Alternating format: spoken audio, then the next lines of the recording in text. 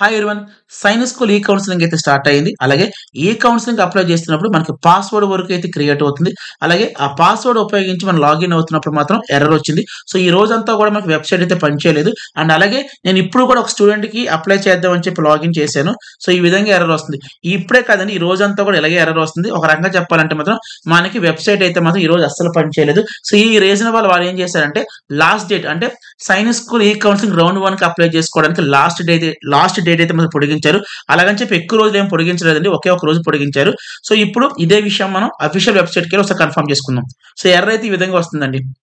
So ఇప్పుడు ఏం చేద్దామంటే నేను గూగుల్ ఓపెన్ చేస్తున్నాను. ఒకసారి అఫీషియల్ వెబ్సైట్లో ఇన్ఫర్మేషన్ చూద్దాం. సో మనకు తెలుసు కదా, ఈ కౌన్సిలింగ్ వెబ్సైట్ ఏంటంటే AISSAC అని టైప్ చేసి ఎంటర్ కొట్టాను. సో మీకు ఆల్రెడీ 3 వీడియోస్ నుంచి ఇదే రొటీన్ గా చెప్తున్నాను. ఇక్కడ కనబడుతున్న ఏ లింక్ ఓపెన్ చేసినా పర్లేదు, నేనైతే మాత్రం ఈ లింక్ ఓపెన్ చేస్తున్నాను.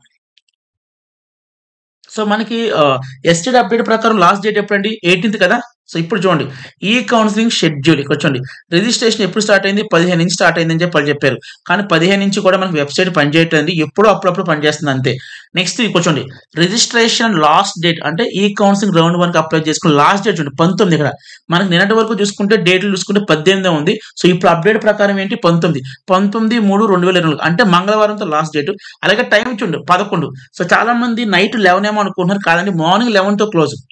సో ఒకవేళ మనకి నైట్ 11 అయితే ఇక్కడ 23 అని రాస్తారు, అంతే కదండి. ఇక్కడ చూస్తారా 24 అవర్ ఫార్మేట్ రాశారు, ఇక్కడ 24 అవర్ ఫార్మేట్, ఇక్కడ కూడా 24 అవర్ ఫార్మేట్, ఇక్కడ మాత్రం 11 అని రాశారంటే ఇది మార్నింగ్ 11 అంటే మంగళవారం ఉదయం 11 గంటలకి క్లోజ్ అయిపోతుంది. సో ఒక రకంగా చెప్పాలంటే మనకు పెద్దగా ఎక్స్టెండ్ చేసింది కూడా ఏం లేదండి, ఒక హాఫ్ డే ఎక్స్టెండ్ చేశారు అంతే.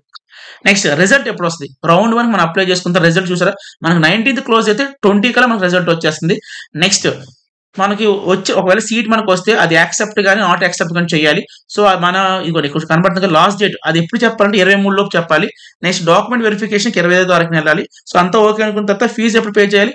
6/4/2024. సో మీరు అడగొచ్చు, సార్ మనకి టైం కూడా ఒక హాఫ్ డే పెంచారు అంతే కదా, మరి అప్లై చేయడానికి వెబ్సైట్ పని చేయట్లేదు, సో ఏదైనా సజెషన్ ఉందా అంటే నా సైడ్ నుంచి అయితే మాత్రం ఒక సజెషన్ ఉందండి. అది ఏంటంటే మనకి డేట్ అనేది తక్కువ టైం ఇవ్వడం వల్ల చాలా మంది ఒకే వెబ్సైట్ ని పట్టుకుని యాక్సెస్ చేస్తున్నారు. దానివల్ల ఏమవుతుందంటే సర్వర్ మీద లోడ్ పెరిగిపోయి మనకి వెబ్సైట్ పనిచేయట్లేదు.